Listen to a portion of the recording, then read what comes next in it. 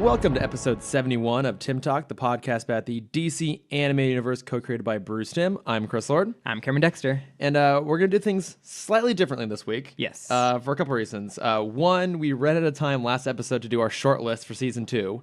So we're going to start with that, partly because we're recording this like 2 weeks early because Cameron is about to head to Disney World. Yes. You lucky, lucky bastard. I'm sorry, everyone. So there's really no news to talk about because even though we're Do you just want to make up news? I kind of just want to make up a story. All right, but let's see what's going to happen. Okay, what news or story do you think will break about the DCEU between now and when this episode would actually air in about 2 weeks' time? Shazam is going to get a new director. Oh, wait. Okay, you know what? I'm on board with this. Continue. Okay, who's directing it now? Do you have a director yet? Yeah, it's David Sanders.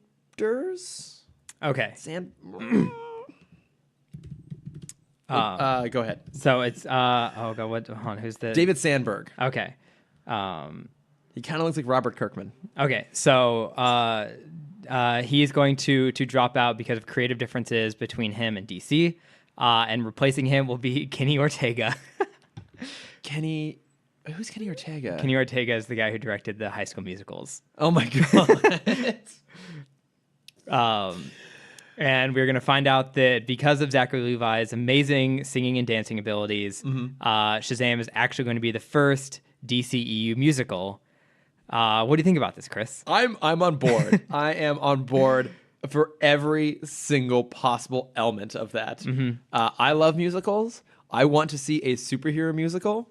I think Shazam is the right kind of character to do that with. Yeah. Zachary Levi is a delight. So other news that came out about this that I don't know if you saw or not, they finally casted the God Shazam. Okay. The great wizard, for the people who don't know, that gives Zachary Levi his powers. And funny enough, because it is a musical now, they got Lin-Manuel Miranda to come in and play the wizard. So it's an interesting choice casting such a young actor in this role. He is wise beyond his years. Yes. He everything he touches turns to gold.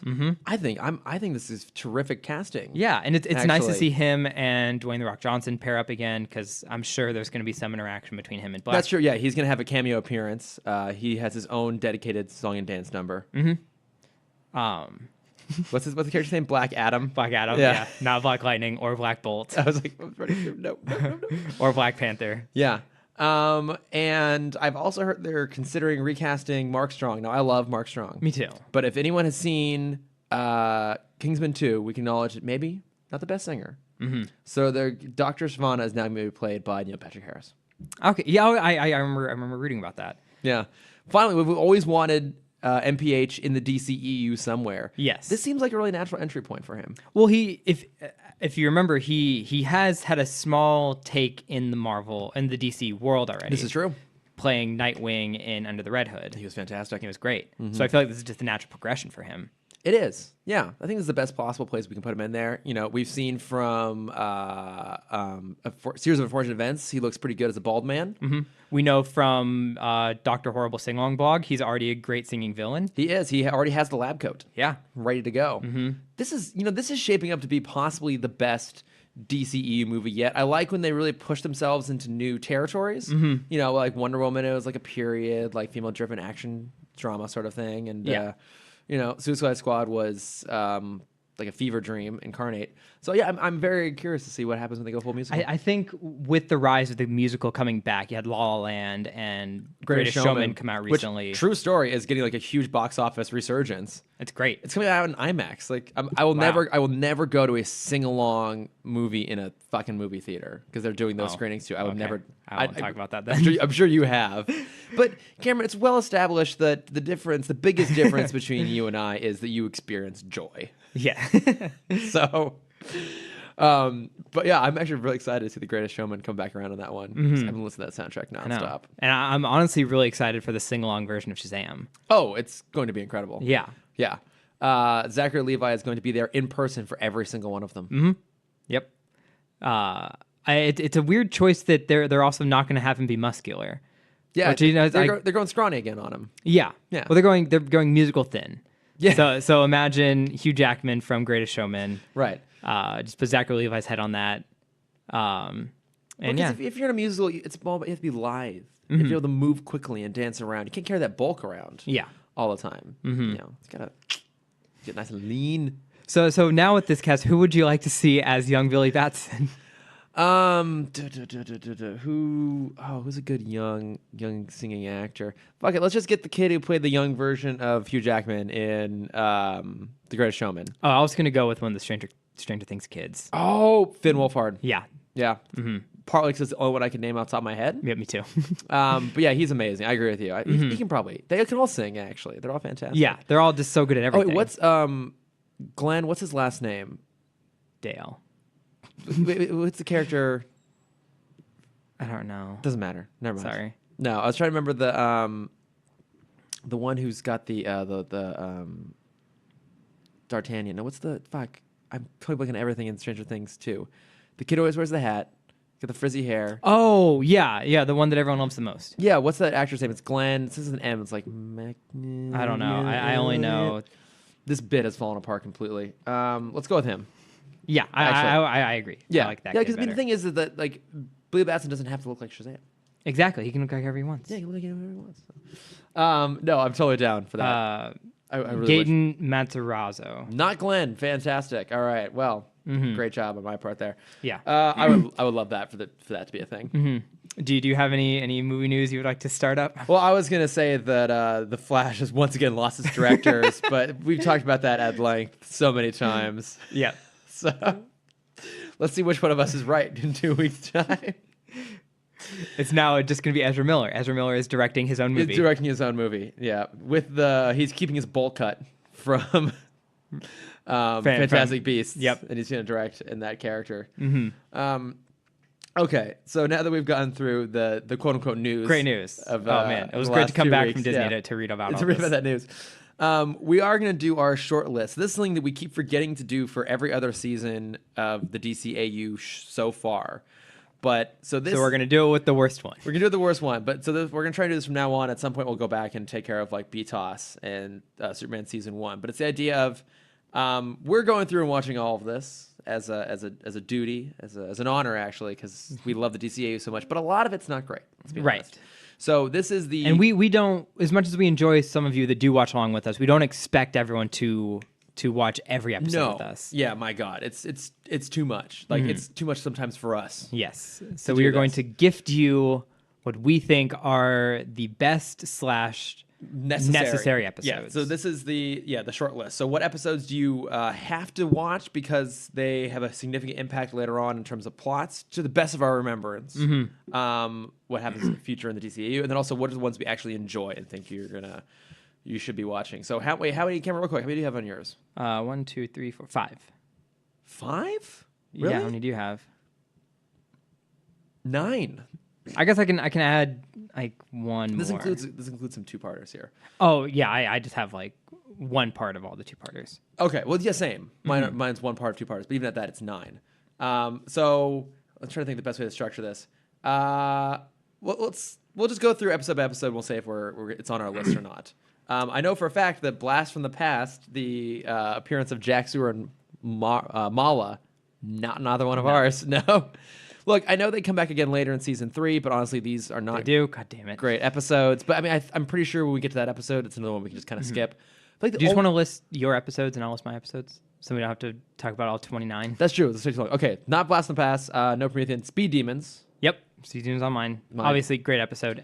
Introduction of the Flash. You could not have this and still meet the Flash in Justice League, and it would still work. They're very different characterizations, but I still think it's a fun episode. It's worth including. Yeah. Identity Crisis. Yep. Introduction of Bizarro. Solid first episode. This must be on yours, too. Mixius Pixelated. Yep. That is Makes it Pixelixed. the best episode of the season? I think so. Yeah. I think it's one of the best in general, the whole thing. They really lean into the comedy. It's fantastic. I have this and one other episode I think are the best 2 of the season. Okay. But I'll wait for you to get to it. I have one I think you probably don't. Brave New Metropolis. Nope. I know it's not great, but I I like it because it sets up the alternate universe thing, which will kind of come into play later on. Yeah. Also, I just think it's a lowest focused episode. It's an interesting take on Superman. I think his arc in it is kind of cool. So I got that one on there. Okay. Another one I have, I'm sure that's the one where Lois goes to the alternate universe and Superman and Lex have teamed up to make a dystopian future. Got it. One I'm sure you don't have either is Monkey Fun. Nope. The one with Titano. I do not. I think I have that on there because I just remember watching it as a kid, and I find it really delightful, so I had to include it on there. Bobo, the monkey. Yeah, Bobo. Yeah, Bobo's the stuff they had, like the porter, hotel porter monkey. Yeah, yeah, it's adorable. I love it. World's Finest. Yeah, I've part 1. Well, you have to have all 3 of them on there, I guess. Yeah, it's just one long episode. Yeah, but I mean, it tapers off in the end. But I still think there's a lot of great moments in there, especially in episode 1. I mean, actually, if anything, if you only had to, you can only watch, like, I guess you kind of have to watch Apocalypse. Yeah. But I think that's one of the best ones. I think you get a lot of really great Joker moments, especially in there, that are worth including. I also have the late Mr. Kent. I thought about that. That was on the edge. I did not put it on my list. I like it. I think for the same reason I like Brave New Metropolis. It's an interesting twist that breaks the formula enough that I want to throw it in there because I like it. I really like that episode. Yeah. So then last would be Apocalypse Now and Little Girl Lost. Oh, you're not putting Heavy Metal on. I didn't. I loved Heavy Metal, and I love the intro to Steel. I love Steel. Okay, you know what? Fine. All right. I'll put it back in there. Yeah. All right, Heavy Metal. Heavy Metal would be the last single episode. Okay. So that's my personal list, but reality is I think we're going to chop it down. Let's cut out Brave New Metropolis. Let's cut out Monkey Fun. And let's keep Late Mr. Kent, though. It's pretty good. That's a good episode, yeah. Okay, so I think we got it down to Speed Demons, Identity Crisis, Mixies Pixelated, World's Finest, Heavy Metal, Late Mr. Kent, Apocalypse Now, Little Girl Lost. All right. I'll post that somewhere. That is the definitive season 2 list. Skip all the rest of it. It's shit. Yep. We've cut it down from 29 to like 10-ish. Including the multiple parts. 20. Oh, wow. Yeah, you're right. 28. I didn't realize it was that long. My God. Okay. Well, we did it, Cameron. We did it. We got it down. So now we're starting. You are all welcome. You are very welcome. Saved you a lot. So now we're down to the first episode of season 3. The last season of Superman. Again, I said last week, promising stuff coming up in this one. Okay. We're getting some Kyle Rayner. Yay! We're getting some Aquaman. He's my favorite. We're getting some more crossovers with Batman. Hook hand yet? He doesn't have a hook hand yet. No, that's in Justice League. He's the hook hand. That's what I thought. Even then, in this, he's designed completely differently. He's got like the traditional green and orange. Oh, okay. Short hair, that whole thing. We're getting some really good stuff actually in this season. It's a strong season. Now, I asked you beforehand what you thought about this first one, When There's Smoke, which is the introduction of Volcana, who is a DCAU original character. Oh, I didn't know that. Yep. Okay. It makes sense. She's very similar to Livewire. She is. Now, you didn't love this. I liked it. There was a small moment that I'll talk about, which I would want a whole episode for. Okay. Maybe not in this world, but in Batman, absolutely. Okay. But I'll talk about that later. Yeah, I thought it was fine. There was a lot that was going on. There is a lot going on. It's a lot of people that I don't remember. Yeah, so let me see if I can summarize it real quick. So basically, part of the reason I like this one, because I did like it. I actually liked it quite a lot. It's a slow build-up. So like we're at like a yacht club. There's like some regatta going on. This very charismatic, very mysterious woman shows up to steal some shit. She's got these flame powers. I thought she was a siren, to be honest, because every guy is like the mythological creature siren. Oh, okay, like from the Odyssey. Oh, interesting. I didn't even think about that. Yeah, because like she immediately every male is like staring at her. Yeah, well, because she's got like the classic like 50s, 60s Hollywood sex bomb look with like her hair tied up in a handkerchief over her head and the sunglasses and everything. I think part of what helps for me too is that I think it's a really great voice performance. So she's great. Perry Gilpin, who I didn't look her up, but I know this off the top of my head. She was Roz on Frasier. Okay. Did you watch Frasier? Okay, yeah, but she just got a great voice, and I think she brings a lot to it. I think she gives it a lot of personality. But so yes, basically she's just a thief who has flame powers. But then it does open up the world a little bit, and we discover there's basically an Xavier Institute where it's government-funded Xavier Institute, where they say paranormal, but we're basically talking metahumans. Just most of the powers there exhibited are paranormal. They're psychic, telepathy, they're telekinetic, are being educated to control their powers. And then there's this clandestine government organization, all these G-men who come in and then basically have their own will, and they're after Volcana. But one of the things, what I liked about this episode, I'm curious if you think something similar. I think this is the closest we've gotten in Superman to a BTOS episode. Yes. Yeah. So yeah, exactly. Yeah, because like it is, I think a good character. I think she's interesting. She's given a sympathetic backstory that she was basically just kidnapped and forced into this organization, and like it's hinted at that she was forced to kill people because she's like, oh, who do I have to kill now? Yeah. So she's like lived a really rough life, and she's trying to do her own thing, and she doesn't know what to do other than be a thief. And then of course there's what's the guy? Was it Kurtz? Kurt. There's an agent with an eye patch. Fury, yeah. Or I thought maybe they might have gone King Faraday, who's a probably D-level DC Comics character. He's in New Frontier. Oh, okay. He's great in that. I thought it might be something along those lines. But no, but so it's like there's a build up in the beginning. We're kind of meeting her in like stages a little bit. There's some mystery involved with it. She's very charismatic. I think there's a lot of emphasis on character here. And the fight scenes are based around character, not just about like big smashy stuff, which happens, but it's not to the same level. Like even the Supergirl episode we just did. Yeah. Where it's just big. Last week. Last week. Not an hour ago. I actually feel sympathetic for her. Absolutely. So there's a segment that I wanted to talk about. It's very brief in this episode where she's trying to sell the stuff she just stole. Yeah. There's a lovely little joke in there. Oh, it's a really good one. Yeah, where she's trying to sell this whistle. It's like, oh yes, this whistle was touched by the president's lips, and the buyer is like, oh yeah, what hasn't? Yeah. And like, oh, Clinton age. Oh, hello, 1998 comedy. But I would love a full like Joker or Riddler episode where it's they get away with a crime. And they just have to try and sell it, and they can't get anyone to buy it. Oh, like them trying to find a fence. Yes. I would love a full episode of that. Because you see the sympathetic side of her, of like she's trying to get the money to skip town. Yeah. Because she knows that they're after her. Yeah. And when she can't sell, that's when she gets caught. And I would love a comedic side of that. Oh my God. So pick which Batman rogue would you throw in there to have that episode about?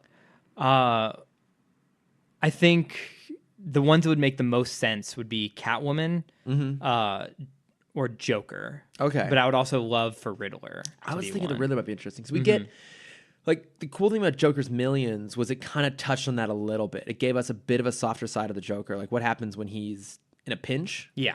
So I would have loved to see that for, I think the Riddler. Riddler's very charismatic. Yeah. And I feel like he would like lose his temper really quick when he's like, no one understands how valuable this thing is. Right. And he's like trying to explain it. Yeah, it's probably some like ancient puzzle that he's super excited about, but would be a very niche market. He doesn't understand why no one wants to buy it and keeps getting more and more frustrated because he's supposed to be such a genius. Yeah. And no one listens to him. Yeah. That is a great idea for an episode. All right. Paul Dini, if you're listening. Let's get that spec script going. Yeah, can you come out of retirement? Well, or even retire. Can we unretire the DCAU?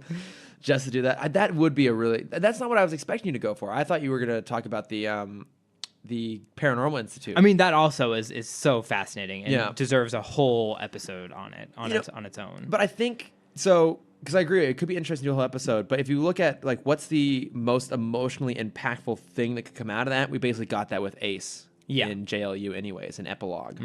Because I don't know if she has any sort of association with this or not, but it's easy to bridge just fanfic, if you will, that she probably passed through there at some point. A story that I would love for the Institute is the kids kind of being kidnapped, but not from their perspective. They think they're being saved. Oh, but wow. the government program is kidnapping them and then kind of what we have is kind of brainwashing them into being these government servants, which then can be used for all other sort of espionage kind of things. That's really cool idea. Yeah, so kind of combining that with like the Sewer King episode. Oh yeah, but clearly making it much better. Much better, yeah. Well, because it's a good way of putting it. Like if you do put it from the kid's perspective, that they think they're being saved. Yeah, they think like, I've being able to use my powers for something good, for something positive, and that slow evolution, that slow arc of like starting out doing good things, and then you're eventually finding yourself like going into murkier territory. And yeah, all of a sudden you're like strangling a foreign leader with a handkerchief or something. While listening to Relax on a catwalk. Yeah. Kill the Prime Minister! Took me a second to go where we're going with that. I'm like, oh, got it. Okay. Kill the Malaysian Prime Minister. To be fair, I've only seen Zoolander once. Really? Yeah. Wow. Just was never my thing. I don't know. I saw it once in college, and I'm like, oh, maybe I don't know, go back to it at some point. But I love Zoolander. That would have been cool to see, partly because I would like to spend some more time with whatever this like clandestine organization is. Now I know we eventually find out that the Kurt, whatever his name is, Kurt's eye patch guy. Yeah. He is no longer being funded by the government, so he's his own splinter thing. But where is that money coming from? Because they have like a full-on James Bond-esque lab. I'm sure underground. Luther. I was kind of thinking, like, I was impressed they didn't use Luther at all in all this. They kind of navigate around it. But like that organization in of itself is kind of interesting, and I like the style they give to it because they all have like the classic like 50s G-Man, gray suits, fedoras, sunglasses. I love that they had a Get Smart reference where he disappears into the building through a telephone booth. Yep. And even in the end, when they're in like so they eventually do get a hold of Volcana. Oh, hi, Yogi. Hey, buddy. They get a hold of Volcana and they put her down inside of like a chamber where she can't use her powers. That was definitely pulled straight from Dr. No. Like the suit that he's in with like the clear cylindrical helmet, that's from Dr. No. Mm-hmm. Because they also spoof it in the first Awesome Powers. Okay. Too, Dr. Evil has like it's like this weird like clear plastic latex bubble suit. It's pretty good. Mm-hmm. It's an impressive facility they got down there. It's really cool, and I think the reason you say this is the closest to a BTOS episode we have is Superman like can't solve it just by punching. No, he has to like interrogate someone, and he totally does a Batman interrogation. He does, yeah. Well, and he even does some proper investigative work. He goes back to the yacht club as Clark Kent to try and investigate, and he realizes someone's following him. And we get to see that his powers aren't just effective for fighting; they allow him to gather information. Because if he's being followed, he flies out of the way, so no one can find him anymore. He can hear what no one else can hear. He can see what no one else can see. He has X-ray vision. Yeah, like he should be a detective. Yeah. And we don't get to see that side of it anymore, so I like that. And you bring up a really good point. Yeah, he does do a Batman interrogation. Yeah. He uses heat vision to melt a window of a skyscraper and holds one of the G-Men. The G-Men who is so cocky. He's holding Superman at gunpoint. And he's like, this gun has the power to melt through like 5 layers of steel in 0.3 seconds. I wonder what it's going to do to you. And in that time, Superman just like turns around and breaks the gun. Yeah, just zips over, smashes it. Yeah. Again, that's a very Batman-esque element too. Yeah. Like that silent, like someone thinks they have all this kind of power and he just like silently subverts them. Yeah, just throws it down. It's a really good moment right there. But even when at one point Galatea is trying to get away from Superman, and so she Volcana.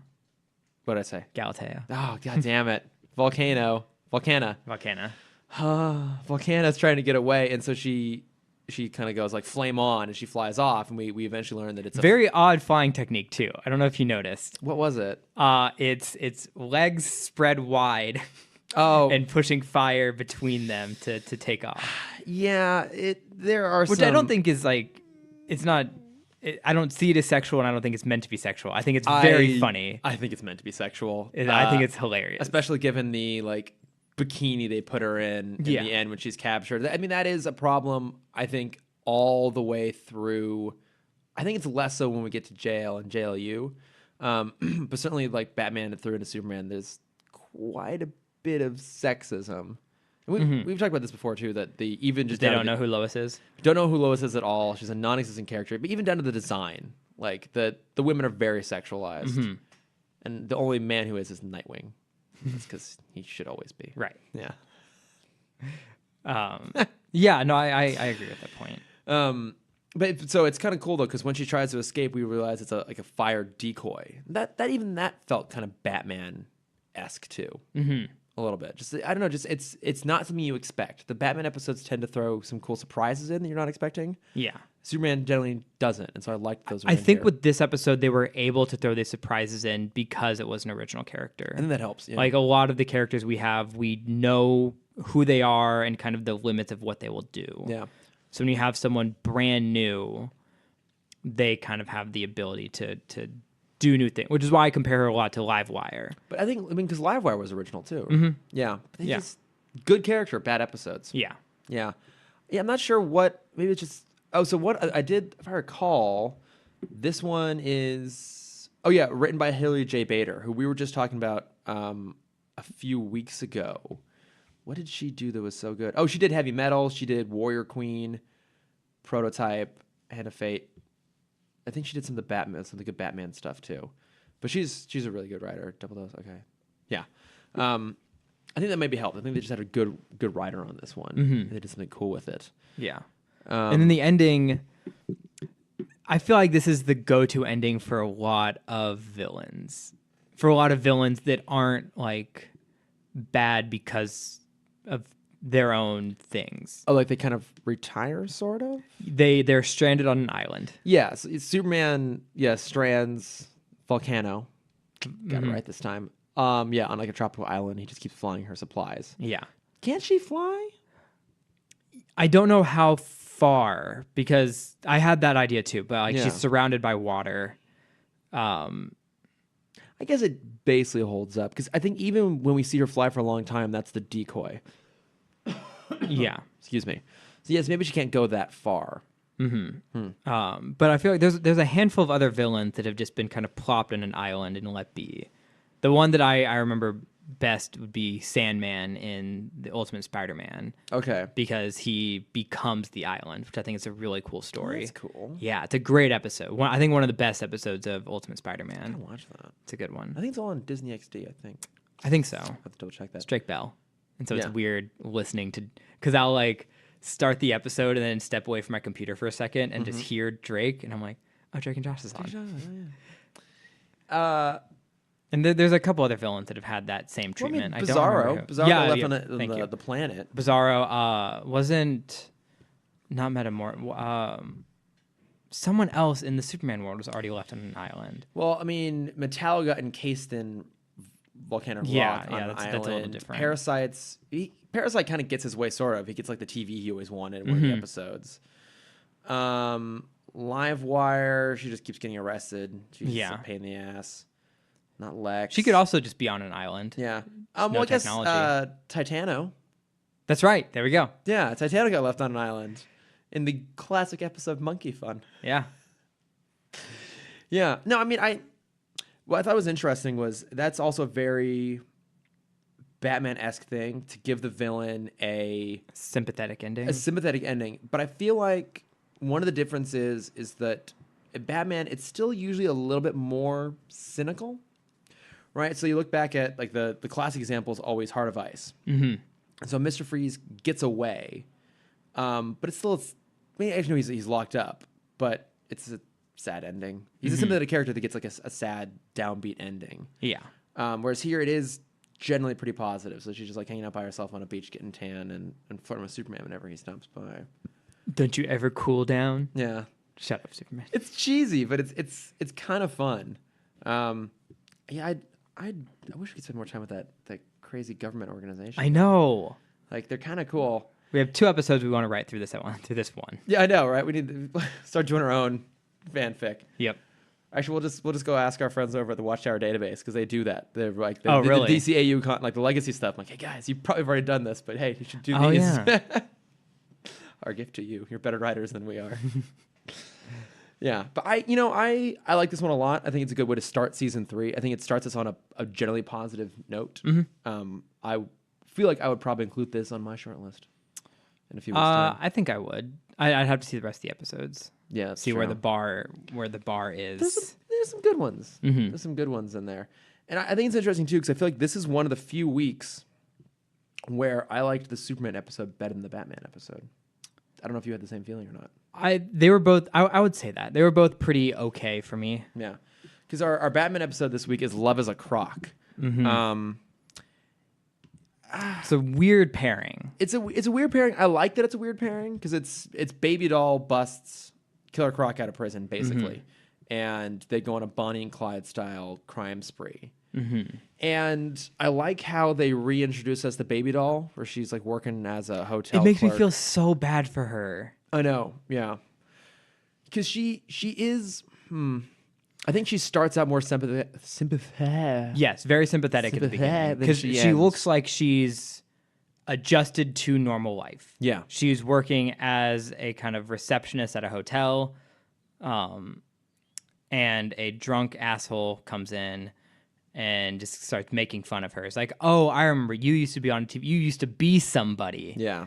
Do something funny. Do something funny person. You know, the very LA thing. Yeah.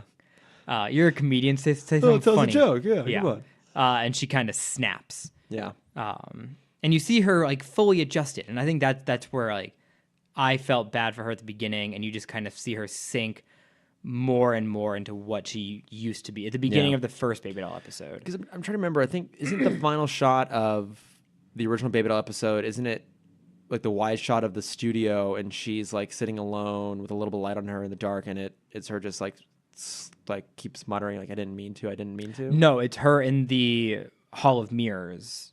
Oh, that's after right. she sees a mirror of her, an adult self of her. Yeah. And then Batman shoots it. No, she shoots it. Yeah. And then that's when she falls to her knees and said, I didn't mean to. Jesus. Which I miss characters having catchphrases. Yeah, me too. I feel like, when's the last time we had a good catchphrase? I'm too lazy to think of one. I can't think. I mean, even in animated, I can't think of many. I mean, I think part of it's like catchphrases just don't. That's a very like. What's very the sitch old school from sort of. Impossible? Yeah, what's the stitch? This is a pretty good one. Yeah, whatever. Like Rufus modern squeaks. sitcoms, I guess Bazinga. Oh. I know. Oh. Sorry. Oh. But that's like a made up word. That's not a catchphrase. I mean, it's a catchphrase. Like it executes the same way as a catchphrase. Like it's it's one of those things. A line to throw at the end is like a cap on a joke. Yeah. To try and fill in what's but supposed to be a joke. I missed the did I do that? Did I do that? The dynamites. Yeah. The what you talking about, Willis? We'll try and find a one that's not a black person. I'm the baby, gotta love me. What? Is it from Dinosaurs? I never watched. Oh, okay. The puppets? Yeah, like the little baby dinosaur. Wasn't that his phrase? I never watched Dinosaurs. I didn't really either, but I remember that being a thing. It's Morphin' Time. Yeah. Not really a catchphrase. Could I be any more? Oh, yeah. Something? Yeah, that's a good one. Yeah, from Friends. Well, then, of course, how you doing? How you doing? How you doing, Cameron? Barney had a few from How I Met Your Mother. It's true. Yeah, mostly they're like high five related. Yeah. I request the highest of fives. Was my favorite ones. Yeah. Because I think that's one of the differences, right? Is that back in the day, a catchphrase was enough to get a joke, whereas now you have to evolve it. Yeah, now it's kind of a through line for characters. Like I love one of my favorites is the through line in 30 Rock, where it's like, oh God, it's been a long day. It's like it's 10 a.m. Lemon. Oh God, it's been a long week. It's Tuesday. There's one that's been popping up online. Yeah. It's the same clip. Yeah. And it's Lemon being like, oh man, it's been a long year. And then it's February, Lemon. Yeah. So true. But I think that's like the trick now, right? Is you have to like set up something like that, and then you have to keep evolving it over time to build up on punchlines. Yeah. So we get catchphrases of sorts. Yeah. Kind of. We've evolved them, yeah. But I do think that her catchphrase works well, though. I think she's a more interesting character the first time around because the first episode is really sad. Yeah. And like you feel sad for her. Like you look at everything she's doing and like it's terrible, but you just feel bad for this person who's been pushed this far. And I think this time around, because she is like has this misdirected love for Croc and he's uncomfortable with it, like it makes you kind of uncomfortable as well. I see it as something a little different. Okay. Because I'm relating it to myself growing up, I had a hard time distinguishing like reality from television. Okay. So reality TV was real hard. Oh man. But from what I could tell from how she was reacting to everything, through her eyes, everything is an episode.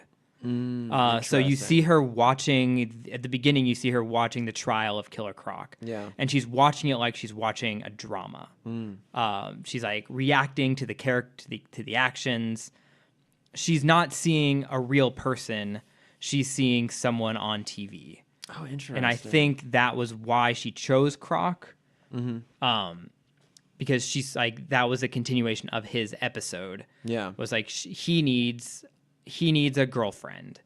Oh, okay, I see. Yeah, he needs someone because he's the bad boy. Yeah, I'm I can't relate it to any like specific 60s or 60s show. He's the Fonzie. Yeah, but yeah, not at all. I know. No. He's the bad boy that needs the sweet innocent girl to tame him. Yeah, he's the Sean Hunter. Sure. Who needs his Angelica? Yeah, that was the last girl. Yeah. Okay. Hey. Good job. Oh wow! Look at that. Look at me. And like through her eyes, none of this is really real. Especially when like the thing that kind of solidifies that for me is the Bonnie and Clyde comment. Yeah. It's that, and then at the end, when they are captured, she kind of turns to him, just like, we were supposed to end up happily ever after, like everyone else on TV. Yeah. And so that's like, that was my trigger of like, oh, this isn't real to her. This is like when she slipped back into Baby Doll, she is now in an episode. Yeah. And she can't tell the difference anymore. Oh, that's really interesting.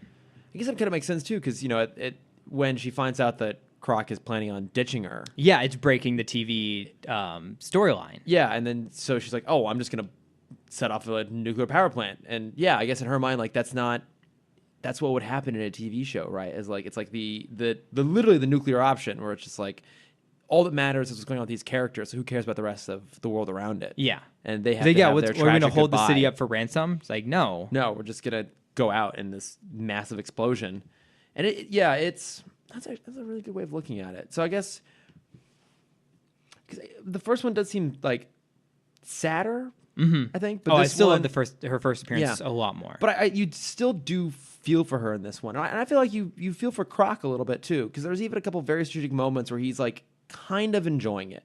Yeah, I think he does kind of like having a companion, even if it's not the one he thought he'd have, and it's a little hard to deal with. I did note it's a different voice this time also for Baby Doll, if I recall. Yes, because now it's Lorraine Newman. Yeah. Wait, I feel like I should know that. What do I know her from? Lorraine Newman, she was in Saturday Night Live. Oh, that's probably where. Yeah. And she was also in something else really big. Oh, she started Groundlings. You did that documentary about Groundlings. She's one of the founders. That's why I know that name. Okay, right. I was like, man, why do I know that name? Groundlings right, of course. Is an improv school out here. Yes. Oh, shit. Okay, yeah. I liked the voice. Was she one of the... I think she was one of the original players not good enough for prime time. Oh, wait. Right? Oh, she's an original cast member of Saturday Night Live, you mean? Yeah. Yeah, she was. She was one of the original ones from 1975. Then yeah. That's what they're called, if you didn't know. The what? Their nickname was the players not good enough for prime time. Oh, I didn't know that. Oh, that makes sense. Yeah. Oh my god, think about all that came out of that too. I know. Yeah, I like this iteration though. It's a very subtle design change, but I like it. Oh yeah. What do you think of Croc? I prefer New Croc.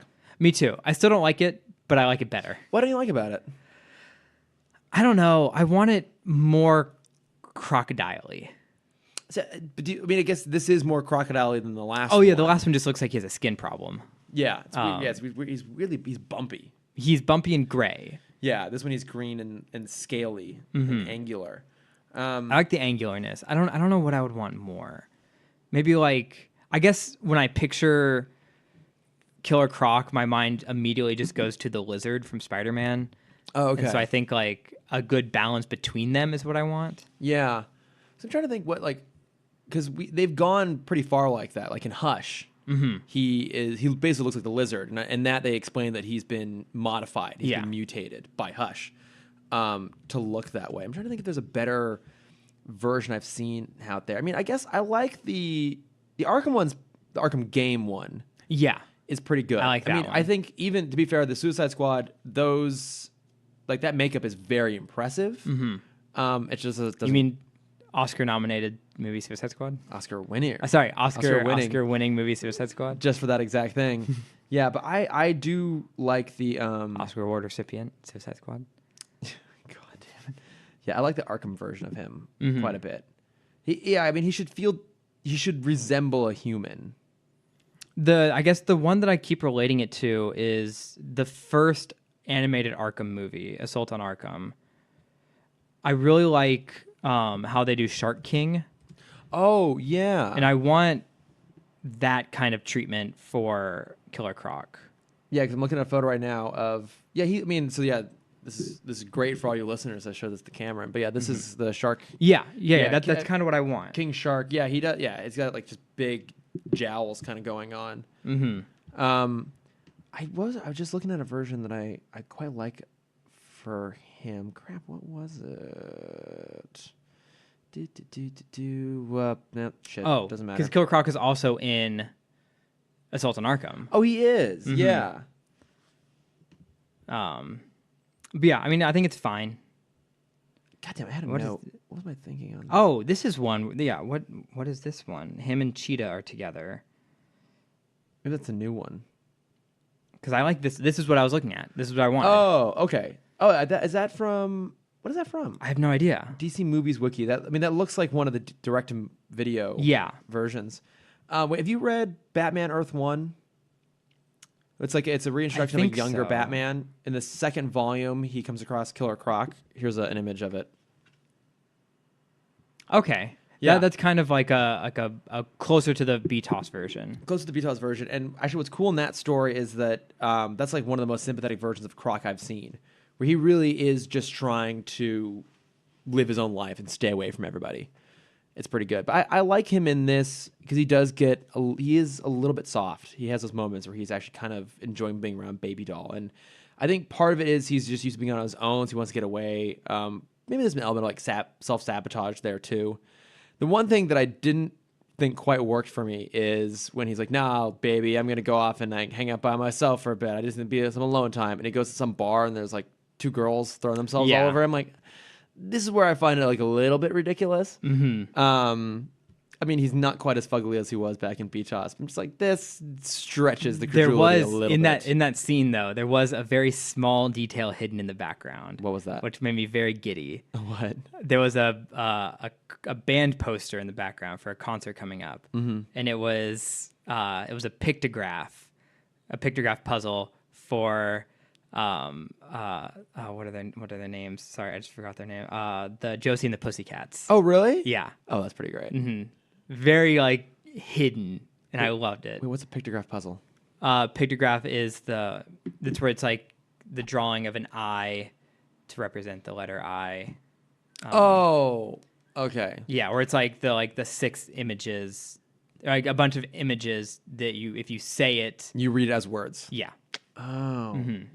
See, it's good to have you around, Cameron. I just like these puzzles. Just call me the Riddler. I was like doing something over here while the episode was playing, and I turned, and I like don't even notice Croc in the foreground. I just look straight at the picture. I'm like, is that a band push for Josie and the Pussycats? Oh my god, look at that. I guess who owns Hanna-Barbera? But I guess it's Warner Brothers, right? Warner Brothers owns. Okay, well there you go. Yeah. Yeah. I mean, so there's a big like Baby Doll is gonna like blow up a nuclear power plant. They stop in. Batgirl disarms it. They capture them. But what I do like is there were a bunch of little details hidden in this episode. We'll Lots talk of cool- about some of them in a second. Yeah, lots of cool details. One of the things that I really liked was when they're at the power plant and Croc is basically trying to kill Baby. One, Batman saves her, but two, then while Croc's trying to fight, he goes to pull like that big like hot water pipe out, and Batman yells like, "No, Croc, don't!"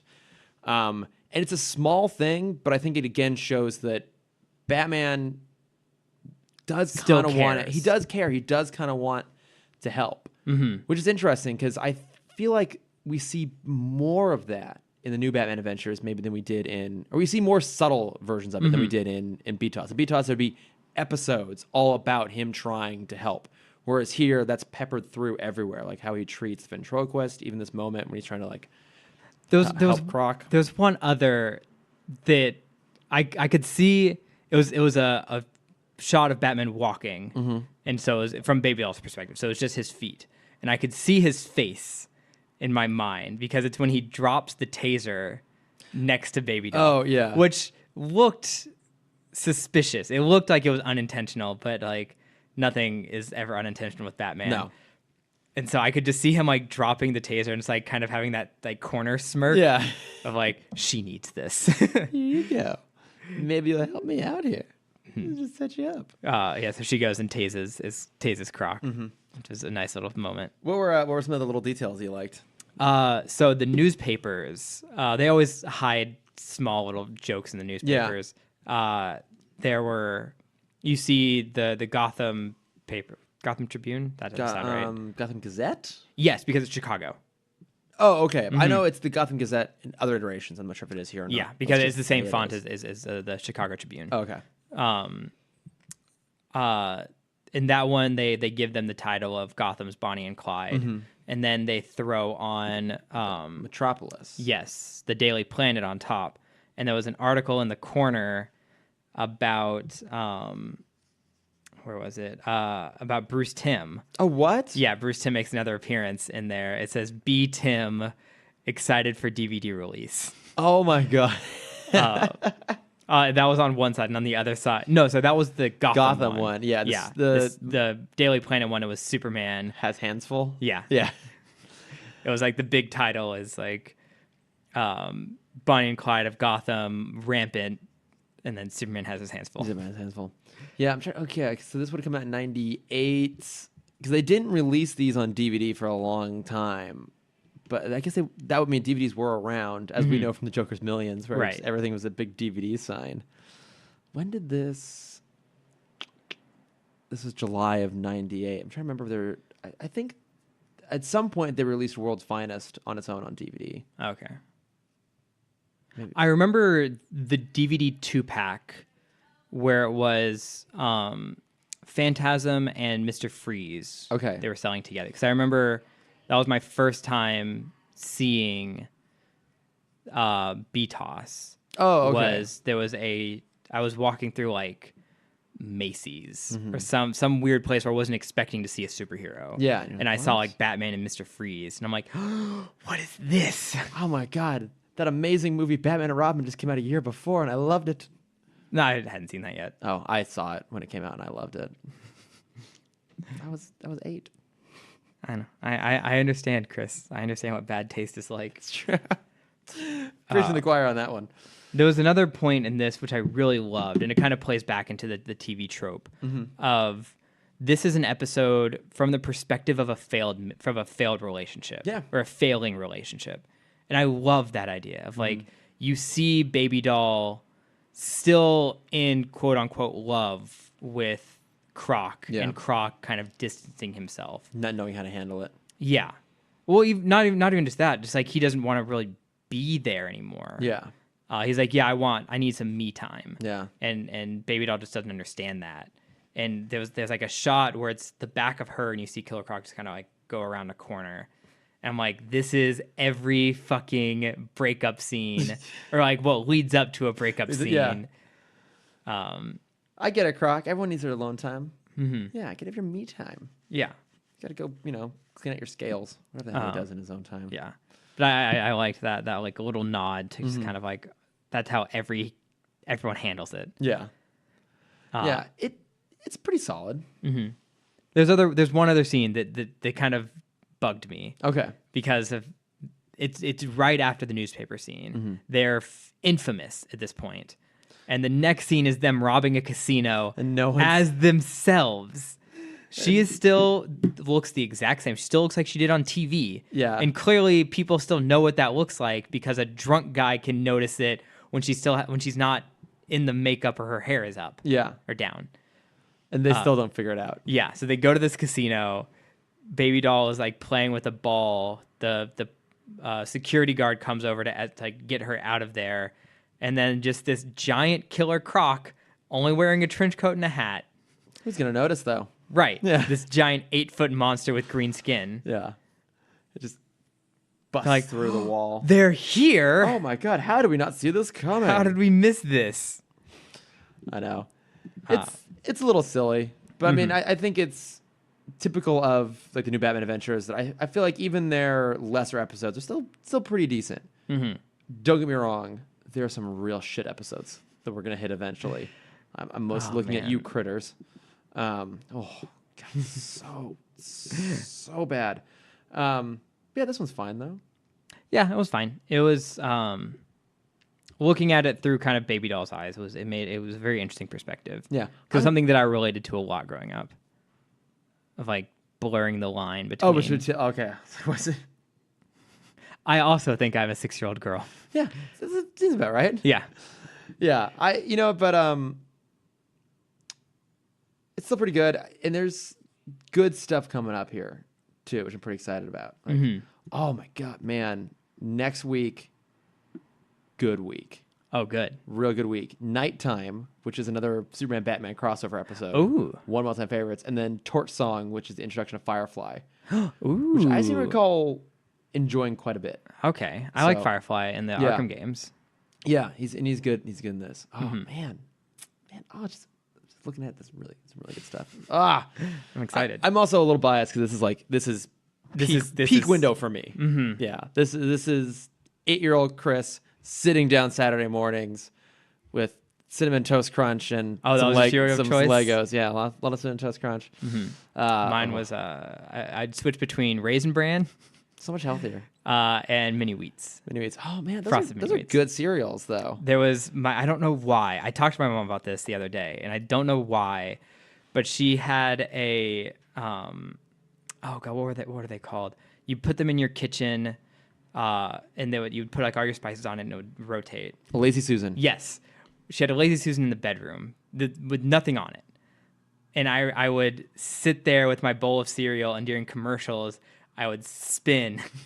I'd sit crisscross on it, and I'd spin, and I'd eat my cereal during the commercials. Oh my god, that's amazing. Yep.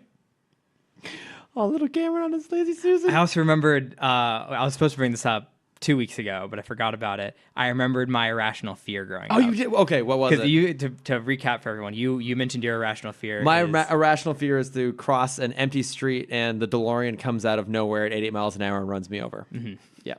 So this was a fear I had in elementary school for like maybe 6 months or so. Mm-hmm. Again, going along the lines of not being able to blur the difference between reality and television. Okay. I just started watching Dragon Ball Z. Mm-hmm. Do you know the character Frieza? I don't know any of the characters from Dragon Ball Z. There's a villain named Frieza, kind of the main villain named Frieza. Frieza has this power called the Death Beam, where he will point at someone and a beam, a kind of impenetrable beam will come and just kind of zap through their chest. Okay. So for 6 months, I was maybe like 3rd or 4th grade when I was very moody. I thought I had that power. And so I refused to point at anyone or at anything unless I was mad. So I'd be like at recess and I'd be sitting in a corner and then like someone made fun of me or someone did something dumb. And I'd be sitting on the bench staring at them and just like pointing. And I'm like, you're dead. Oh my god! So your irrational fear was that you would accidentally kill someone with their superpowers, but if they deserved it, you were all on board. Yes. I remembered that the other day, and I'm like, I need to bring that up. So I should be really worried if you ever point at me during the podcast. I also got used to doing the Disney point with the 2-finger point because that was like oh, I can't. It won't activate if I have 2 fingers. What's the Disney point? All Disney employees have to point with 2 fingers. Oh really? Mm-hmm. Because in some cultures it's disrespectful to point with 1 finger. Oh, okay. Oh, that's interesting. Mm-hmm. Oh, look at Disney trivia. Yeah. Oh my god. So you'll either see them point with 2 fingers or they'll use their whole hand. Their whole hand. It's this way. Point with their thumb. Just point it straight out. Like, go that. Pinkies. Go that way. Go that way. Pinky out. Yeah, I wanted to share that. I'm so glad you shared that. I'll make a special marker. You know, Cameron's here's the point where fear. Cameron's biggest irrational fear. Oh god! All right, we kind of sped through those episodes. I feel like I just wasn't much to talk about with these. I know. I feel like that's fine. We'll have more to talk about in other episodes. Yeah. What you got to plug? I have a new YouTube channel, which has some very interesting, because you know me, I love my video essays. You do.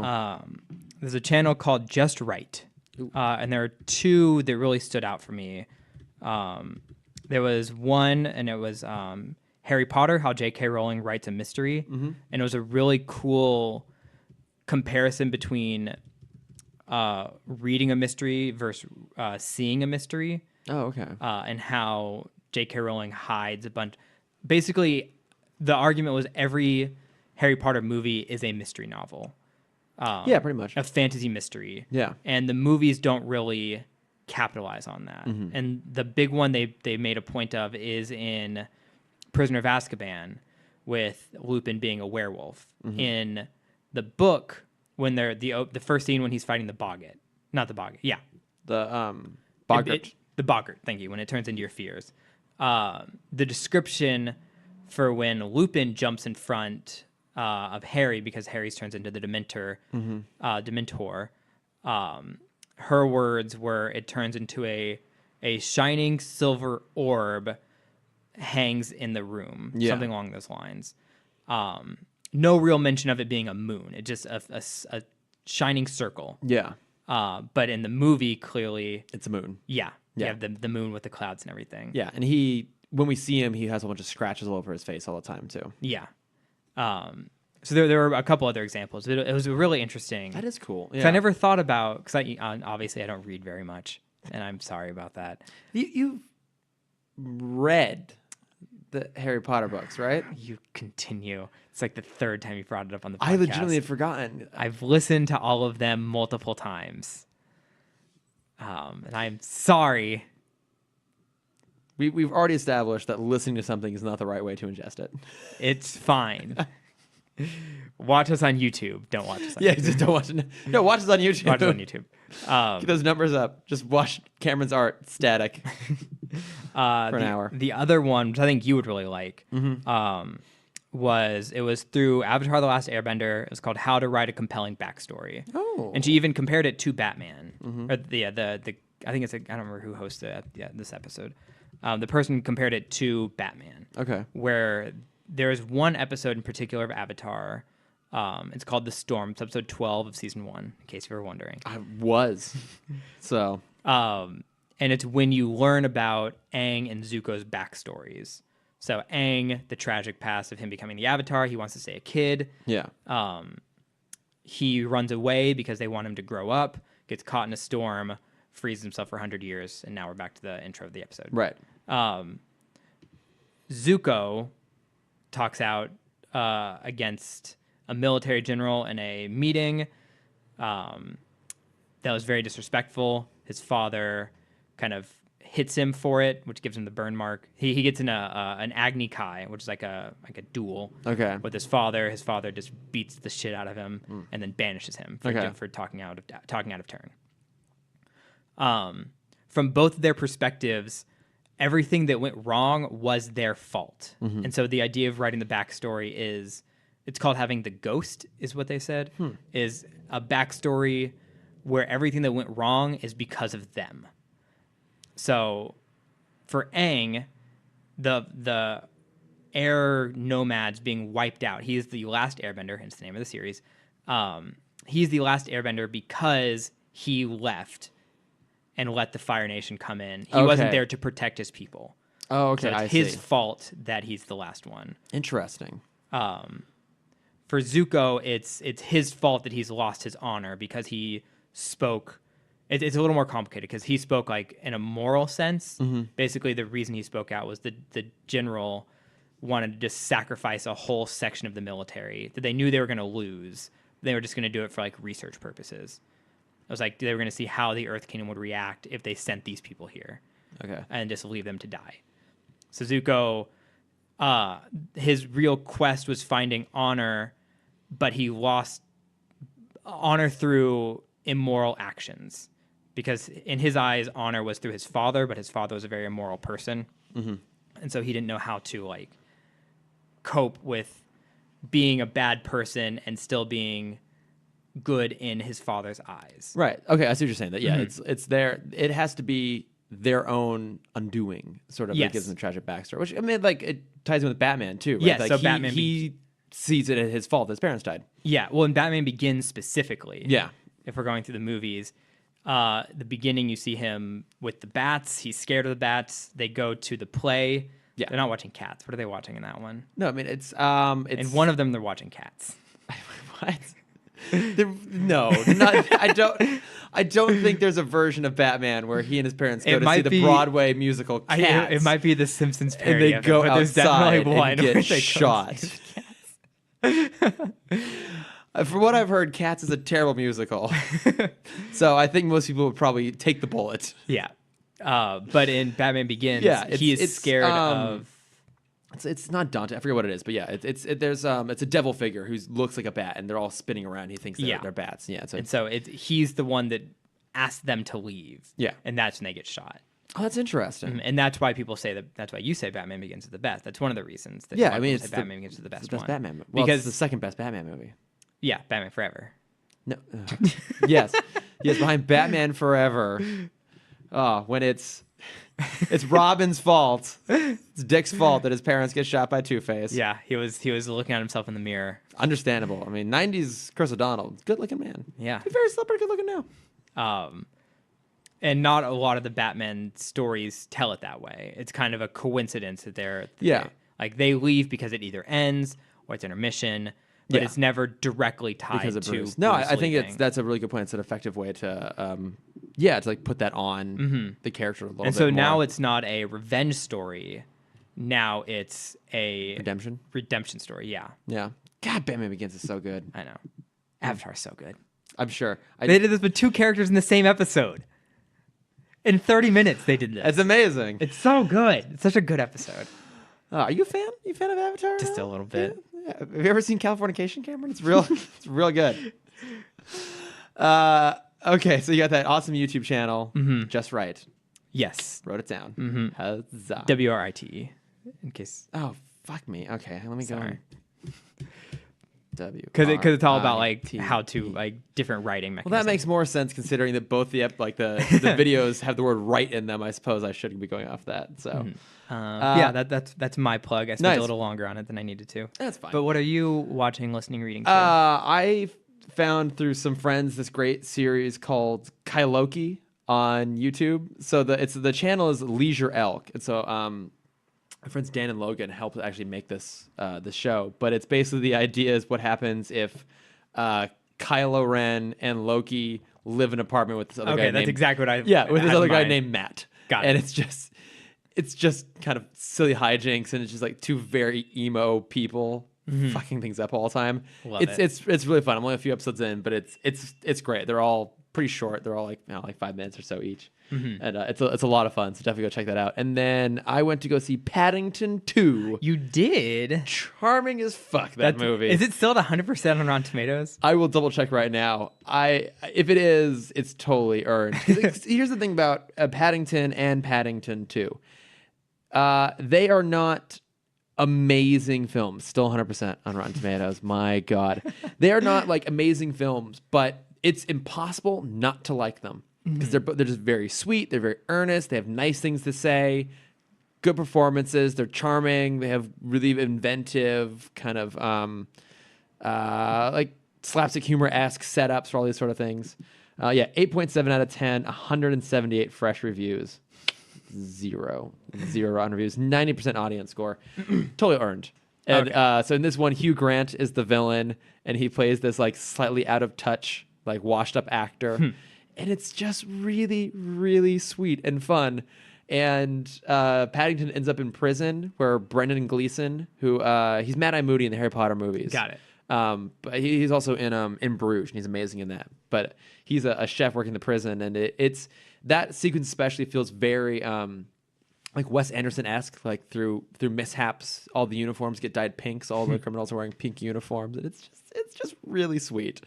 And sometimes you just gotta watch something that makes you feel good. I've been meaning to watch that one. Have you seen Paddington 1? No, it's on Netflix. It's on Netflix. It's a breeze. Just throw it on. It's 90 minutes. It's charming all the way through. It's the best word to use to describe these movies, man. They're just so damn charming. So British. I know. I compare it, even though I haven't seen it, I imagine it's similar to like the Wallace and Gromit films. Yeah, kind of a similar sort of thing, where it's just like they're just very pleasant. Yeah. Yeah, I like something pleasant sometimes. Yeah, because I can't feel joy on my own. I need joy brought to me. Yes, you need an animated stuffed bear. Yes. But he's voiced by Ben Whishaw. I love Ben Whishaw. Oh, so good. Yeah, go watch that, guys. It's fantastic. Got it. Does that do it? I think that's everything. Does it? All good? All set? I'm ready. All right. Well, if you go see Paddington 2 and also find it really charming, you can tell me directly, because I can be found at Lordifer on Instagram and Twitter. The podcast itself is at Timm Talk Pod on Gmail, Facebook, Instagram, and also Twitter. Yes, please tell us what we got wrong. Yeah. Because I'm sure it's something. Sure, something, yeah. This week Cameron will be wrong. Probably. Yeah. I usually am about something. You got to spin around every once in a while. So it's all good. You can find me at camdexter_adventures. And from when this episode comes out, my new project will be launching in a week. Oh. So you can find that at Core Memories Co. on Instagram. Yeah. And our website will be corememoriesco.com eventually. No, it's up. It'll be, yeah. Hang on. This is coming out on the 20th. Yeah, so in a week. Okay. Wait, so from the 20th, it will have been out for a week? Or it'll come out a week after this? It will come out a week after this. So it'll come out on the 27th? Yes. So it'll come out the day after the 2 episodes from now. Yep. Guys, this is really confusing. Yep. I didn't need to plug it, but I'm going to plug it anyway. I'll talk about it more next week. All right, cool. Oh, no. Yeah, next week. Yeah, yeah. Oh, wait, no, shit. Sorry, this comes out on the 4th. This one does? No, the 13th. God damn, today's 13th. The 4th. Yeah. Yeah. So in 2 weeks. My brain doesn't work anymore. I'll talk about it later. All right. It's not important. Thanks for listening, everybody. Everyone. Hi, I'm Amanda Salvatore. And I'm Jackie Ray Bell, and we're the 2 hosts of The Guilty Pleasure Podcast, the show where we celebrate and elaborate on our odd and embarrassing interests. Hey Amanda, what's your guilty pleasure? I like dipping donuts in soup. Oh, really? No, but that's the kind of stuff we talk about. Check us out every week on the Nerdist School Network. Want to submit a guilty pleasure of your own? Email us at guiltypleasurepodcast@gmail.com. And remember to subscribe wherever you get your podcasts. The Nerdist School Network. For class and show information, visit nerdistschool.com.